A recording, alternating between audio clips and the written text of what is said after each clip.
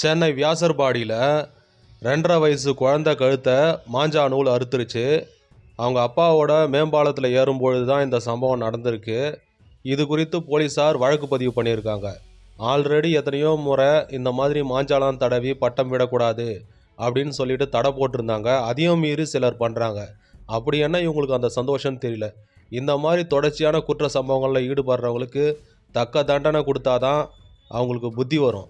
2.5 வயசு குழந்தை கழுத்தை அறுத்து 7 தையல் போட்டிருக்காங்க. இப்போது அந்த குழந்தையோட அப்பா அம்மாவுக்கு எவ்வளோ வருத்தமாக இருக்கும். 7 தையல் போட்டு குழந்தை உயிருக்கே போராடிட்டு மீண்டு வந்திருக்கு. இந்த நிலைமையை பார்க்கும்போது யாருக்காக இருந்தாலும் ரொம்ப வருத்தமாக தான் இருக்கும். ஆல்ரெடி ரோட்டில் நார்மலாக பைக் ஓட்டிகிட்டு போகிறதுக்கே ரொம்ப பயமாக இருக்குது. ஏன்னா ஆப்போசிட்டில் வரவன் நார்மலாக வரானா இல்லை குடிச்சிட்டு வரானா, ரோட்டில் குண்டும் குழியுமா இருக்கா, பாலங்கள் ஓப்பனில் இருக்கா, இப்படி பலதரப்பட்ட பிரச்சனைகளை தாண்டி நம்ம ஒழுங்காக வீடு போய் சேர்ந்தா போதும்னு இருக்குது. இதுக்கு நடுவில் இந்த மாதிரி மாஞ்சா தடவி பட்டம் விட்டு பல பேரோட கழுத்தை அறுத்துட்டு இருக்கானுங்க.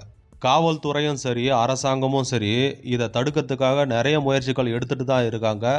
ஆனாலும் இந்த தவறு தொடர்ச்சியாக நடந்துக்கிட்டு தான் இருக்குது.